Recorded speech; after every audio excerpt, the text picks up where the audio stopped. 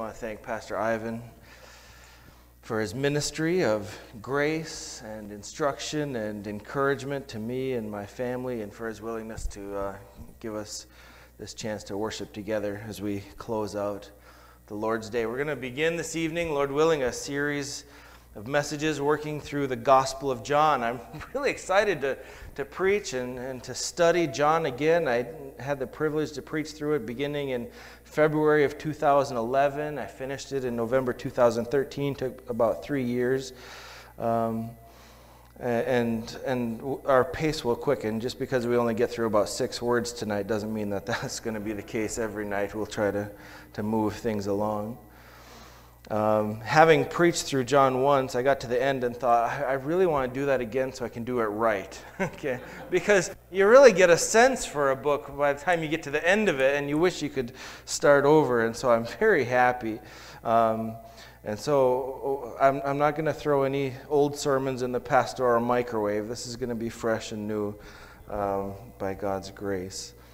I have a singular main goal in mind for our evening times together, and the goal is simply this. We are going to study John so that we can know who Jesus is. We want to get a sense of what he's like, how he thinks, how he reacts in a given situation, how he interacts with people. We want to watch and study every move that he makes, because as John says in verse 18 of chapter 1, we haven't seen God, but Jesus has explained him. That is to say, if you want to know what God is like, look at Jesus.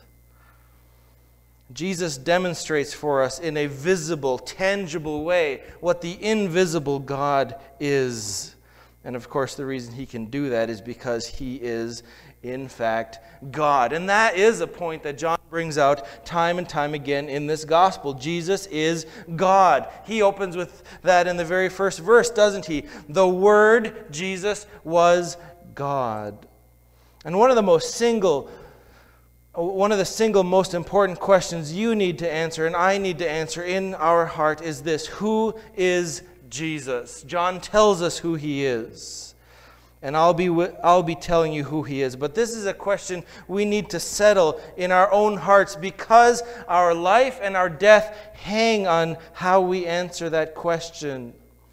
That's part of our quest to learn about Jesus, determine who he is. John has a goal in mind for this gospel. He records it for us very plainly in chapter 20, verse 31. And I encourage you to commit this verse to memory, and perhaps you'll memorize it by default because we'll just say it over and over again. It forms, if you will, the interpretive backdrop of the book. When we know why John writes what he writes, that helps us understand why he says the things he says. Here's the purpose behind the writing of the gospel. 20 verse 31. These have been written so that you may believe that Jesus is the Christ, the Son of God, and that believing you may have life in his name. John wants us to believe that Jesus is the Christ, the Son of God, because eternal life comes from Jesus to those who believe. Believing in Jesus is a critical part of John's gospel. 85 different verses in this book speak of believing, some verses twice. So that's a very crucial concept. We'll unpack that as our study progresses. Now that's just a brief introduction to the book. There's so much more we could and perhaps should say. The uniqueness of John's gospel compared to the other 3 gospels. We call them the synoptic gospels because they have a similar view of the life and ministry of Christ. John is very unique, and we'll get to those things in good time. But what I want to do for the rest of our time is just to begin to unpack some of the opening words of verse 1. Verse 1 to 18 are called John's prologue. That's a fancy word for the opening statement, if you will, of the gospel. They contain the major themes of the gospel and kind of serve as a bird's eye view of the gospel, where we are, where we're going. The grammar in the first 4 verses is really simple. First 4 or 5 verses, very simple, not much more complex. You remember the old Dick and Jane books? Okay? See, spot, run. Okay? That's kind of the grammar that John uses in the opening verses. It's very simple. In the beginning was the Word. But the concepts and the doctrines that are housed in these simple sentences is so profound that 1,930 years and counting of preaching this gospel has really yet to exhaust even these opening simple sentences. Our title this evening, if you want one, is borrowed from Glenda, the Good Witch of the North in The Wizard of Oz. You recall she set Dorothy on her way to the Emerald City with the phrase, "It is always best to start at the beginning." I don't know if the screenwriters or L. Frank Baum had John 1:1 in mind when they wrote that, but either way, Glenda gives good advice from a far better author, the Apostle John, who opens his book, "In the beginning was the Word." What I want to do tonight is to work through the significance of understanding the beginning, our origins. In the beginning was the Word. This is an echo back to the opening words, of course, of Genesis 1:1, the very first words in our Bible, which say, "In the beginning God created the heavens and the earth." John's introduction to Jesus takes us clear back to the dawn of time, to that moment when our universe, as we know it, springs into existence. Now, I hope you'll bear with me because we're going to get a little bit philosophical tonight. We're going to put our God-given minds to work, as John, under the influence of the Holy Spirit, intended for us to do, and draw out some implications of these opening words. There's a great word that you need to learn, and I'm going to teach it to you tonight, and that is the word meta-narrative. You know what a narrator is. It's one who tells a story, and the narrative is the story. A story is something that has a beginning, some event that involves some sort of conflict, and a resolution. You take any book or film that is a narrative, and that's what you have. Romeo and Juliet, the story of young lovers trying to overcome the conflict between their families, and it is resolved in the tragedy of their double suicide. Dickens' Christmas Carol is about Scrooge and the conflict of his own heart with generosity and joy, and the story is all about how Dickens resolves that conflict. And he writes, "It was always said of Scrooge that he knew how to keep Christmas well, if any man alive possessed the knowledge." What a fitting ending to a great narrative. Children's stories follow the same patterns, right? Cinderella has conflict with her cruel stepmother, and it ends with her marriage to the prince, and all is put at right, and all is happily ever after. That's a narrative. The word I want you to learn is meta-narrative, which means a big story. Narrative is a story. Meta-narrative is a big story, because the story of Scrooge is a narrative that is set in the bigger story of London, set in the bigger story of England, set in the bigger story of human history. And we're going for the big story. We're going for the one that covers all of them, the overarching story of reality. Meta-narrative is the story. John is telling us that story. That's why he starts in the beginning. It's a deliberate tying of what's happening in this gospel, this Jesus.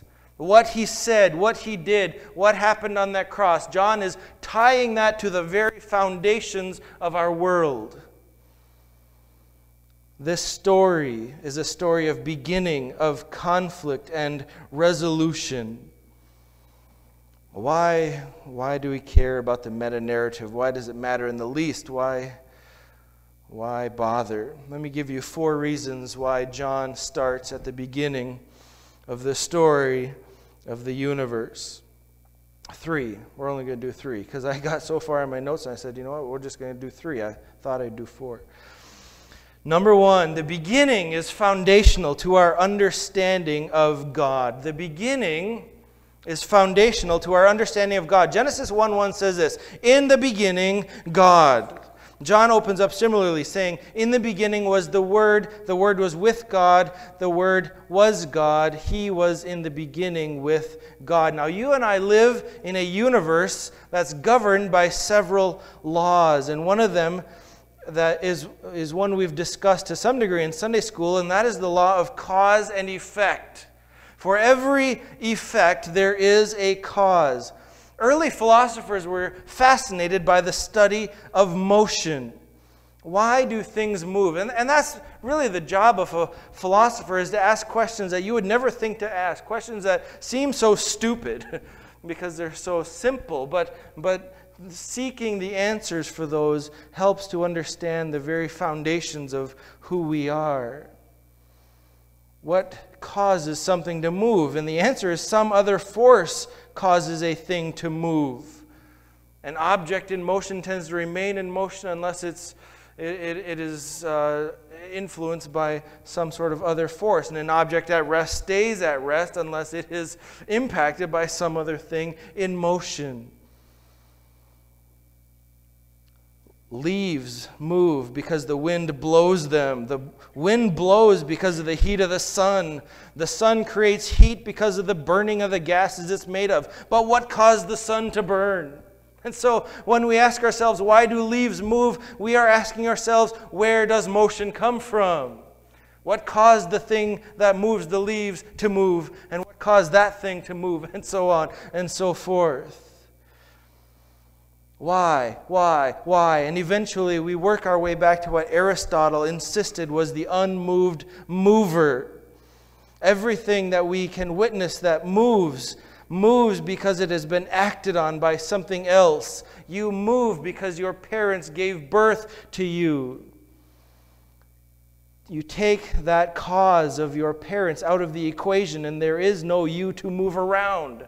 Your grandparents caused your parents, and so on and so forth back in time. And we are curious creatures. We want to know things. We want to know why things move. We want to know where things come from. A little child says at 3 years of age, to the great embarrassment and consternation of their parents, "Mama, where do babies come from?" Well, when they ask mom, it's not so bad. But when they say dad, then it's ask your mother. Okay? But this is a person 3 years old who understands something. They understand this. Something does not come from nothing. Something does not come from nothing. You don't have to be a rocket scientist to understand that. Every effect has a cause. Everything that is came from something or someone that is, until we work our way backwards to the very first is, which the Bible makes clear is the God who calls himself what? I am. I am. You and I are not I am. You and I are I came from. I am Joe, the son of Randy, the son of Howard, the son of Marshall, the son of I forget who, the son of Adam. There are two Marshalls, a couple of Marshalls. Eventually back to Adam. God just is. God has no origin. In the beginning, God was. And so when your child asks, as they do from time to time, as they work their way back in their mind, where does God come from? The answer is, God doesn't come from anywhere. He just is. In the beginning, God. In the beginning was the Word. That means that God isn't dependent upon any cause. God is not an effect. He is completely unlike you or me in that way. Paul says in 1 Corinthians 4:7, what do you have that you did not receive? The answer is nothing. You remember the huge uproar when our president said a couple of years ago, you didn't build that. You remember that? And Americans, we puffed out our chest and we said, oh yes, we did. Well, you did and you didn't, because you couldn't take a breath if God didn't give it to you. You couldn't get yourself out of bed in the morning if God didn't give you the strength to do it. The issue that we take with the president's words is that he perhaps thinks that we need the government to be our first cause, not God to be our first cause, because he occupies that place. And I think maybe he's a little confused there as to the difference between God and government. And that could cause us some problems in the near future. But that's not the point I'm trying to make. The point is, you are not self-existent. You were not in the beginning with God. You came after the beginning. Because there was a beginning, there came you. But in the beginning, God already was. Now I'm going to teach you another $5 word on top of meta-narrative. You're getting 2 for the price of 1. That word is transcendent. Transcendent means above or existing apart from and not subject to the limitations of the material universe. Above the universe or existing apart from, not subject to the limitations of the material universe. You and I are not transcendent. We are subject to the limitations of the material universe. If we were to take a piece of rope and a brick and tie the brick to our leg and jump off a bridge into a lake, we would drown. We are subject to the limitations of this universe. If we were to go into outer space and step out of the spaceship in shorts and a t-shirt, we would suffocate and who knows what else. If we step into a fire, we get burned. And if we don't eat or don't drink or don't sleep or don't breathe, we will die. But God is transcendent. That means that those rules don't apply to him because he is above creation. And he is above creation because he existed before creation. He doesn't need it like we do. He can, in fact, get along jolly well without creation. You know why? Because he already did. This is, by the way, I think one of the things that makes the account of Jesus walking on the water so wonderful. Because you and I are subject to the laws of the universe. And one of those laws is people cannot walk on top of liquefied water. It can't be done. But Jesus did. Why? Because Jesus isn't subject to the laws of the universe as God. Jesus made the laws, and he can break them or work outside of them at his good pleasure. How odd is it that Jesus takes 5 loaves and 2 fish and feeds perhaps 20,000 people with them and has 12 scraps of baskets left over? That defies the laws of physics, mathematics, and grocery shopping.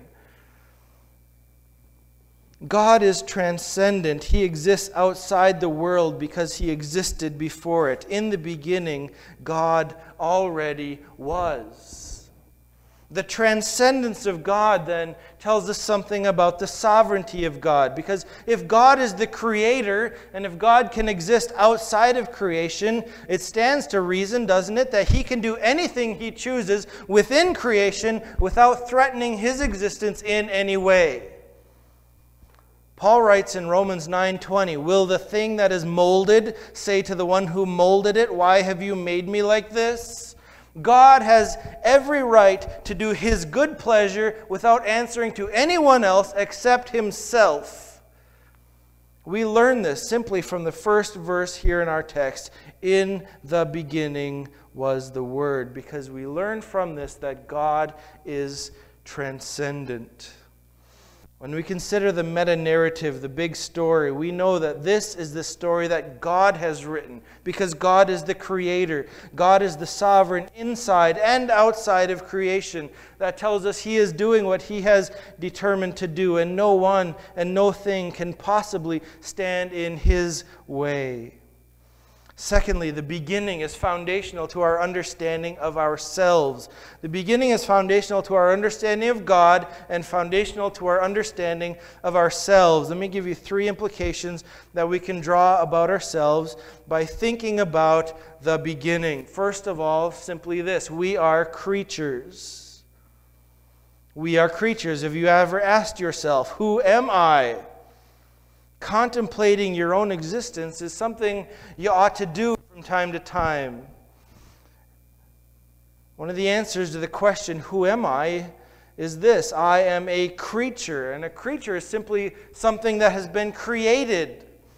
And created means someone or something else brought it into being. Sometimes we talk about people who are creative. They can take an old toilet and make a lawn ornament out of it. It's amazing. Some rusty car parts and build a coffee table. Something like that. That's creativity. But when we go to the beginning, we find God creating something out of nothing. God creates by speaking. We create by organizing and reorganizing things that already exist. An artist creates a masterpiece by using pre-existing paints and canvas. But God creates by speaking into nothing and causing something to come out of that nothing, which is something we, of course, cannot do. We can't create something out of nothing. We can only watch nothing be nothing. That is, we could, if we could actually watch nothing, which we can't because nothing is, well, nothing, and how can you see nothing? So, we can't even watch nothing be nothing. I want to say this before we go any further. God created us to be rational, reasoning beings. We are, in a limited way, able to propose explanations for things and then to act on our explanations. When we try to explain how things work, why things are, sometimes we're right, sometimes we're wrong. George Washington's doctors put leeches on him to suck the blood out of him because they thought that would help him feel better. They were wrong. But you might go to the mechanic with a problem with your car. He'll ask you some questions. He'll gather some data. He'll make a guess as to what your problem is. And more than likely, we hope he'll be right. He'll fix our car. And so doctors and mechanics and architects and plumbers and theologians and mothers all use reason to help us understand the world that we live in. And when we understand it correctly, we can act correctly. And when we understand it wrong, we're going to act wrong. We could take this to the Garden of Eden, couldn't we? When the serpent says, "Did God really say?" Did you understand God? Or maybe something else is closer to the truth. Maybe you should eat this. When Satan convinces an entire culture like ours that we are not created beings, but rather we are an accidental product of matter, time, and chance, it's not really any wonder that we're surrounded by people who think everything is a random accident, like the gender they were born with. That's not written in stone anywhere. After all, you weren't created male and female. You are just an accident to begin with. You're just the result of a cosmic collision. But friends, we are not accidents. Psalm 139 says, we are skillfully woven together by God in the womb. We are more than the mathematical formula of sperm plus egg equals me. You are conscious of that. I know you are.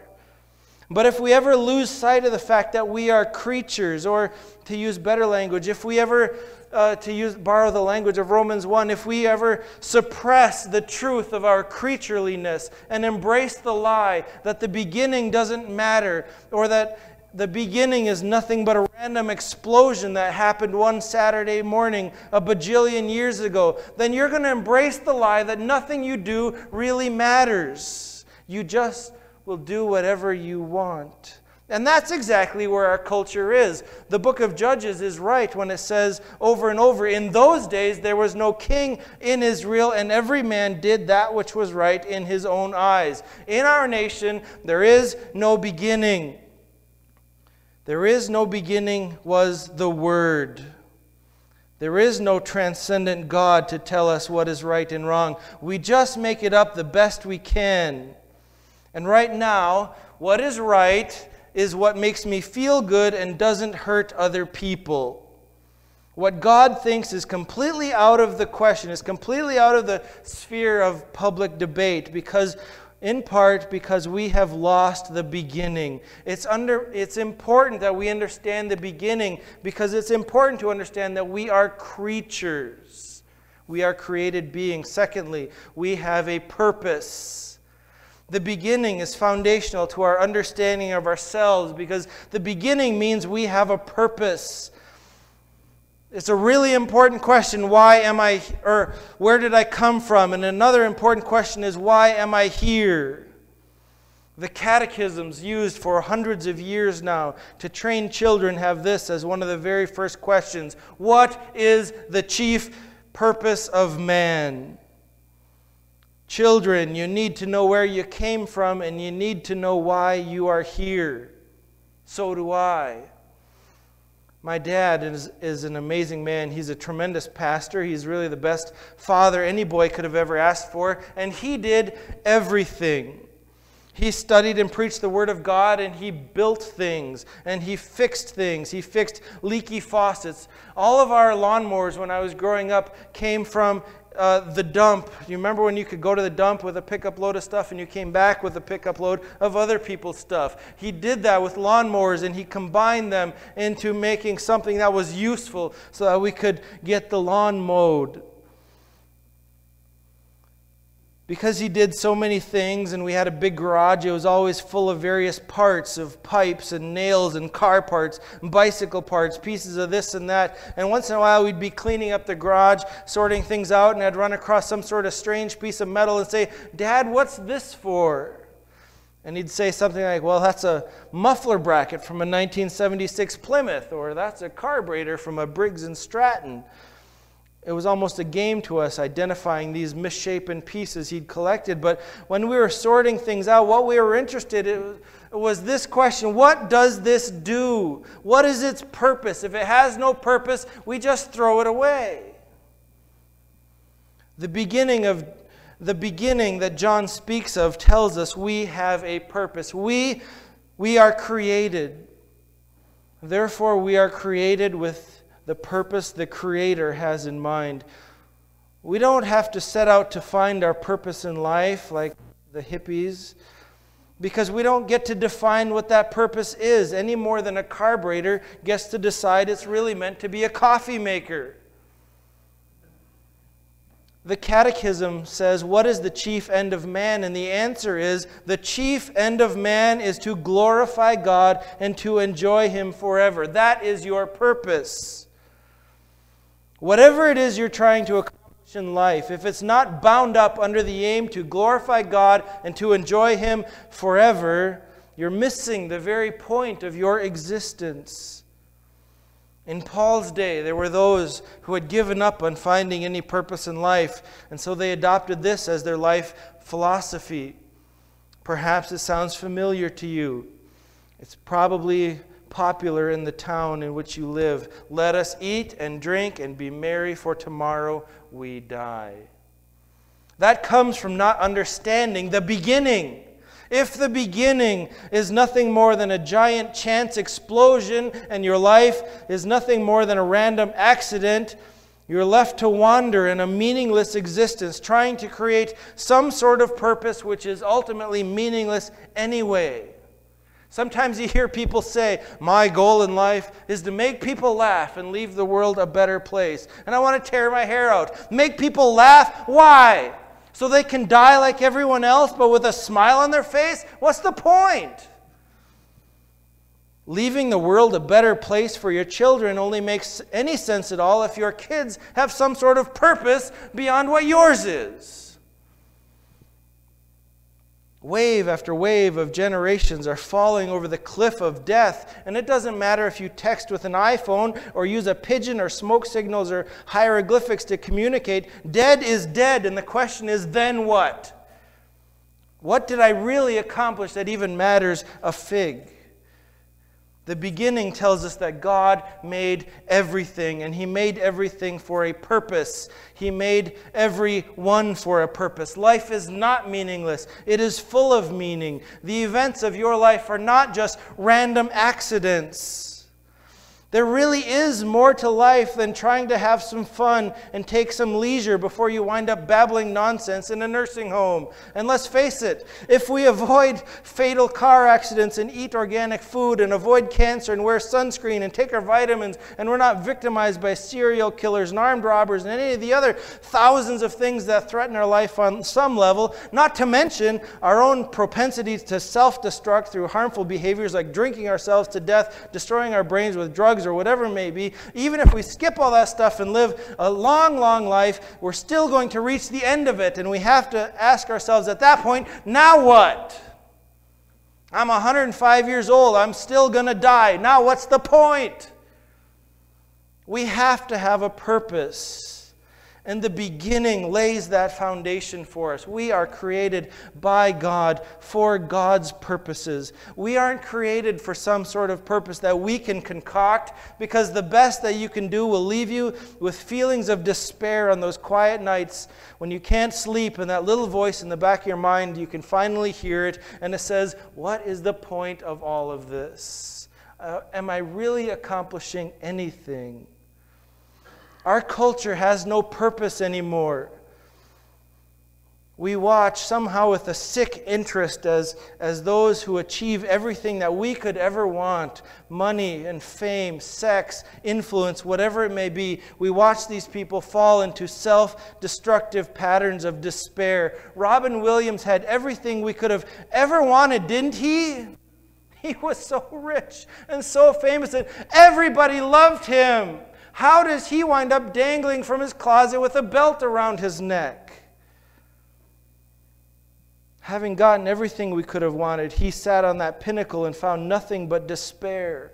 It's so tragic to watch talented, skilled young men and women achieve great fame and great wealth by their 18th birthday, but you know that they are going to self-destruct. They are going to implode. We ask ourselves, what is the point? The beginning says there is a point. We have a purpose. Thirdly, we have an accountability. If it is true that we are created beings with a purpose, it is also true that we will one day give account to our Creator for whether or not we fulfilled that purpose for which we have been created. In my opinion, this is perhaps the greatest motivation in the human heart to throw away the biblical understanding of the beginning. If this world is nothing more than matter plus time plus chance, there is no one other than ourselves to whom we must give account. If there is no beginning, there is no transcendent sovereign God to require anything of anyone. It will come, I think, as quite a shock to the large portion of humanity to find out one day that Jesus is the one to whom they will give an account. John says in John 5:27, He, the Father, gave him, Jesus, authority to execute judgment because he is the Son of Man.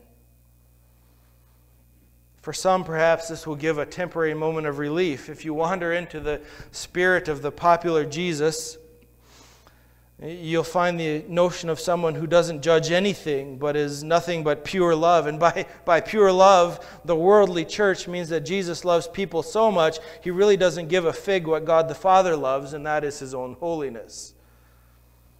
There's a day of shock coming when Jesus is revealed to be the one who loves the Father with such an intense love that when he ascends into his chair of judgment, he judges according to the same standards of holiness that the Father does. And in that day, it doesn't matter how you imagine Jesus would be. It only matters if you knew him for who he really and truly is. Jesus is no more tolerant of evil and sin and wickedness than the Father is. Jesus' eyes burn with fire, and out of his mouth comes a sword by which he will lay low all those who glory in their sin. This, my friends, is something we ought to understand, because in the beginning, a creator created this world for a purpose, and he will hold this creation accountable for whether or not it has fulfilled its purpose. Finally, the beginning is foundational to our understanding of reality. And this is sort of an umbrella that encapsulates all of the above. But I think this is the most critical part of this message for believers, because understanding the implications of the beginning of for our understanding of reality is something that we have to continually strive toward. And when I say this, when I use the phrase our understanding of reality, all I mean is our understanding of what actually is. Because we are prone to believing lies, and we are susceptible to illusions. The world is not always as it appears to be. And let me see if I can unfold this in a way that's understandable. If we can be convinced That in the beginning, something other than God, anything other than God, a giant explosion or a failed experiment by some cosmic-sized evil scientist or some cruel game played by some alien civilization, really nothing is too bizarre for the human heart to latch onto in their quest to escape reality, the reality of God. If we can explain reality without God, we can escape the implications of it. Our entire culture, and when I say that word culture, I want us to remember that we are far more a part of our culture than we would probably care to realize, because culture is something that is more or less in the air that we breathe. The devil is called the prince of the power of the air. That's kind of a strange title, isn't it? He's the power of the air. But here's the point, at least in part. All of us breathe the same air. Child molesters and policemen, bank robbers and detectives, prostitutes and pastors, we all breathe the same air. And culture is like air. Whatever is in it, we're all breathing it. Let me demonstrate this just from my experience in construction. We all think that the green carpet and harvest gold appliances of the 1970s are a mistake that we will never again repeat. Until the cultural air that caused us to like it in the first place comes back around again. In the late 90s and early 2000s, it was bright brass and golden oak that defined a fine home, and that air has passed, and now it's barnwood and it's black. And if I were to collect all the bright brass things that I got asked to tear out of houses, I'd have a barn chock full of it. I just tossed out some again a couple weeks ago, but even as I did, I'm tearing all these brass knobs off and stuff, and as I did, I listened to the designers who get paid to look at magazines and stuff. I listened to them talk, and they said in the East Coast, guess what? It's coming back. The bright brass is coming back into fashion again. It's like an air that just sweeps through. The air that we breathe in the United States today says there is no transcendent God above all. It's laced into the music we listen to, the television we watch. It's laced into the conversations we have with our neighbors. It's in the air that we breathe. Oh, and we say this, you can believe in God all you like. Just remember, your God isn't necessarily my God. He's your own personal God, and I can pick one of my own. Reality is now something that is personally defined, and that's part of the air that we breathe. Perhaps you know this struggle when you go to share the gospel with someone and you hear in the back of your mind that little voice, they already have their belief. Who am I to tell them that mine is better than what theirs is? That's part of the air that we breathe. As Pastor Ivan said this morning, our understanding of reality is so twisted that a man can look at his body and say, yep, I'm a woman. A woman can look at her body and say, yep, there's a man.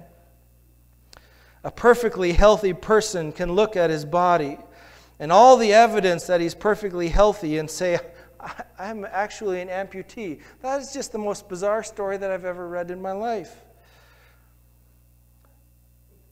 And what is so tragic is that the world and the culture has no legs to stand on to say, you're wrong. Can't you see yourself? We can't do that in our culture. We have to say, if that's what you think you are, that's what you are. There is no understanding of ultimate reality. Reality itself is falling to pieces as we understand it. And actually, it's been falling to pieces for some time now. Our culture has been fed a bill of goods by the devil himself, who has convinced us that what is real is not real, and what is not real is real. And I want you to understand that this is exactly what the prince of the power of the air does. Listen, don't go looking for the devil's work in strange and bizarre manifestations, though on rare occasions you may find it there. Don't think that the devil's main goal in life is to make your life miserable like he did to Job, though on occasion he may. But his main area is in the arena of deception. His His main activity is to cause us to think what is real is just an illusion, and what is an illusion is actually real. John begins in the beginning. He says, in the beginning was the Word, because if we're going to understand reality, we need to understand the beginning. And in the beginning, we find God. We find Jesus Christ. We find the Holy Spirit brooding over the waters. We don't find an accident. Brothers and sisters, we need our Bibles desperately because we are breathing toxic air. John Bunyan's Pilgrim's Progress is such a wonderful book, and you need to read it. And there's a segment when Christian and his companion Hopeful are walking across a large field that's called the Enchanted Ground. And as they walk, they begin to feel sleepy. And they've been warned that if they fall asleep, they will not be waking up again. And so what do to keep themselves awake? They decide the best way to endure the enchanted ground is to talk about the things of God. And as they walk, they expound the great truths of the Bible. And I think that part of what Bunyan is saying in this masterful allegory is this: if we're not careful, we will be wooed to sleep by the enchantments of our world and our culture. And if we fall asleep, we may never rise up out of it. So we must be vigilant to review again and again and again the great truths of the Bible, so they'll keep us awake and keep us alert. So they forge in our hearts a true understanding of what is real. And we won't be deceived by the enchantments of the world that seem so comfortable, but only offer death and destruction. In our culture, choosing a religion is like going to a buffet. Our culture says religion is real, just as the food on a buffet is real, but what you like and you don't like, and what you choose and what you don't choose, is purely a matter of personal preference. We don't judge a man for taking olives and passing on the cucumbers, do we? Let's just hold hands at the buffet of religion and be glad we have something to eat, they say. We don't judge personal tastes as if ours is better. You hear this in the changing language in the public square, from the change of verbiage from freedom of religion to freedom of worship. Freedom of religion means you are free to practice your religion, your understanding of reality wherever you go. Freedom of worship means you take your religion into your temples and into your churches. You close the door, you do whatever floats your boat, and you walk out and you just leave it behind. And you stand around the buffet and just don't judge anything. I think more than we care to admit, at least more than I care to admit, that poison in the air has become a part of our own thinking. We come to church, we do our sing and pray and listen thing, and then we go back home and do the absolute best we can to fit into the world and not make any waves. Our world says that what a person believes doesn't matter so long as it doesn't hurt anyone. You want to worship the back legs of a horse? Go right ahead. I'm not judging. But that's not the attitude toward Christianity. Here's why. There's no deeper hurt you can inflict in our society than to hurt someone's feelings. Pastors know this because no complaint comes against a pastor in this age with more force than, "He hurt my feelings." Nothing makes a person feel bad like telling them not to do something they want to do, or telling them that God will be displeased with their actions. Well, what does this have to do with the beginning? The beginning is foundational to our understanding of reality. We've lost any sort of objective, transcendent reality, and we need to get it back. And we're not going to get it back from our culture. Don't expect the culture to stumble on the truth anytime soon. Jesus, according to verse 3, is the creator of the world. He's the creator of you, of me, and of everyone. He's even the creator of those who don't think that he is. This is reality. And we need the work of the Spirit to breathe new air into our spiritual lungs until we can rid ourselves of this toxic poison that says, in the beginning was whatever you wanted there to be. Because that's just not the case. Let me just close with this. When we go to the Gospel of John, we are trying to discover who Jesus is. And he is who he is. He isn't who we want him to be, and he is who we think he is, only so far as we think rightly of him. I hope you never get tired of learning good Bible doctrine. Doctrine is a word that many people hate, because doctrine is an articulation of biblical truth, and it's difficult, it's nuanced, and it divides people. We like to think that what we believe is a personal matter that doesn't affect other people so much. But let me just ask you this. If you found out that the lunch lady at your kid's school believed that drinking antifreeze wasn't really that hurtful, how would you feel about your kid's safety? She has the right to believe whatever she wants, after all. And how dare you hurt her feelings by telling her otherwise? But you say, no, as long as she's there pouring something in those cups that I don't know what it is, I'm afraid she's going to feed poison to my kids.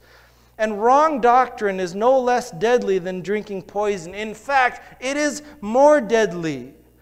Jesus said, don't fear him who can kill the body. Instead, fear him who can destroy both body and soul in hell. If you embrace a false reality, if you embrace the false reality this world is pushing on us with greater force every day, your soul, my soul, is in danger. God is who God is.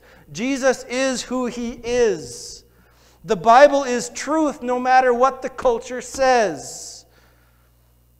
And by the way, because the Bible is truth, we invite the doubters to study it. We invite the critics to analyze it and evaluate it. The Bible has stood in the face of its doubters and detractors for at least 1,920 years in the case of the book of Revelation, some parts for over 3,000 years, and yet here it is, unharmed, undiminished, unable to be proven to be anything other than it already claims it is, absolute truth, giving us an accurate understanding of reality. And that reality begins by understanding the beginning. In the beginning was the Word. Father, thank you for being the God of the beginning. And as we begin our journey into John's Gospel, help us to know what is real. Help us to know who you are. Help us to know who we are. Help us to know the wonder of Christ.